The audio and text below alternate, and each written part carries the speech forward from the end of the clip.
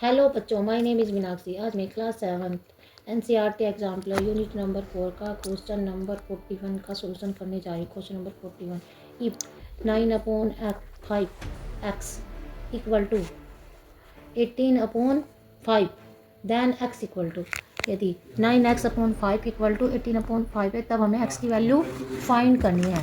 तो क्या है हमारा क्वेश्चन नंबर 41। क्वेश्चन नंबर 41 क्या है हमारा, 9/5x इक्वल टू 18/5।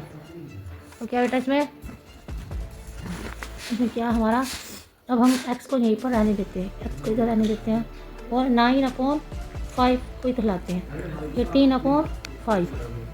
या तो बेटा एक मैंने बताया था कि अगर हमारा कोई भी चीज़ डिवाइड में होती है तो हम दूसरी साइड ले जाते हैं तो उसके साइन चेंज आते हैं। अगर हमारा ये डिवाइड है तो क्या जाएगा, मल्टीप्लाई में चला जाएगा। और अगर हमारा ये मल्टीप्लाई में है तो क्या जाएगा, ये डिवाइड में आ जाएगा।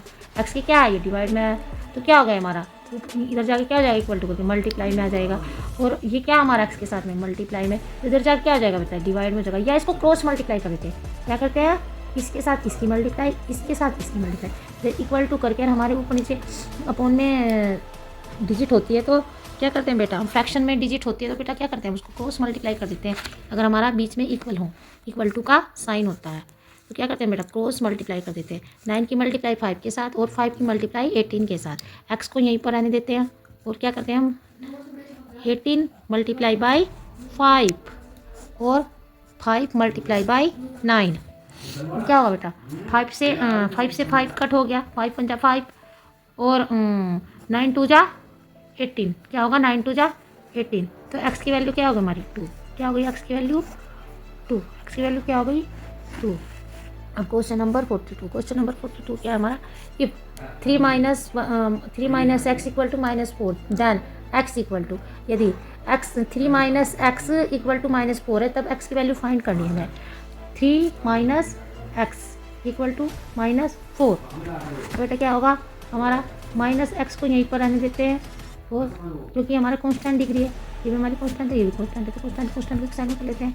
-4, ये प्लस के 3 है तो क्या हो जाएगा हमारा, इधर अब साइन चले जाएंगे, -3 हो जाएंगे, -x तो क्या जाएगा हमारे, 1 से साइन है तो क्या करेंगे हम, ऐड कर देंगे। क्या कर देंगे, 1 से साइन है तो ऐड कर देंगे। 3 और 4 कितने हो जाएंगे, -7, क्योंकि साइन भी हमारा जो साइन होगा हमारा वही लगाते हैं और 1 से साइन होते हैं तो हम ऐड कर देते हैं।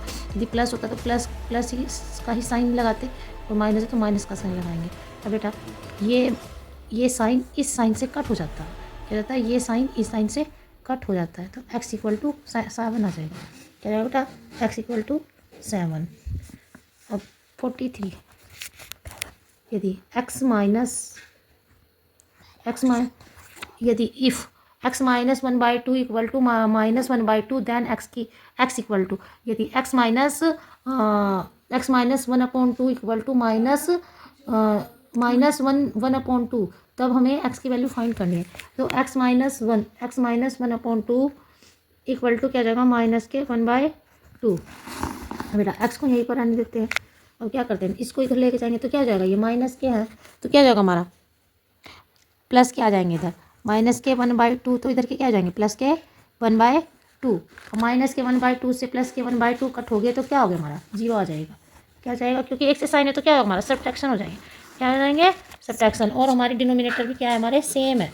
क्या हमारे डिनोमिनेटर भी सेम है तो इसलिए हम इसे डायरेक्ट सब्ट्रैक्ट कर सकते हैं जो हमारे डिनोमिनेटर सेम होते हैं। तो अगर डिनोमिनेटर सेम ही होते हैं तो क्या करते हैं बेटा, हम पहले डिनोमिनेटर को सेम करते हैं तब माइनस या प्लस करते हैं।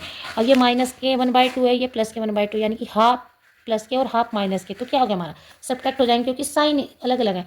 तो क्या होगा हमारा, साइन अलग अलग है तो क्या होगा हमारा, माइनस होगा यानी कि सब्ट्रैक्ट होगा। तो प्लस के 1/2 और माइनस के 1/2 दोनों का सब्ट्रैक्ट किया तो क्या होगा हमारा, 0 आ गया। क्या हो गया, 0। एक्स इक्वल टू क्या होगा हमारा, 0।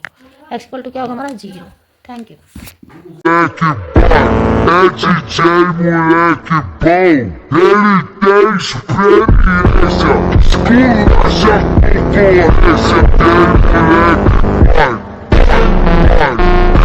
Moleque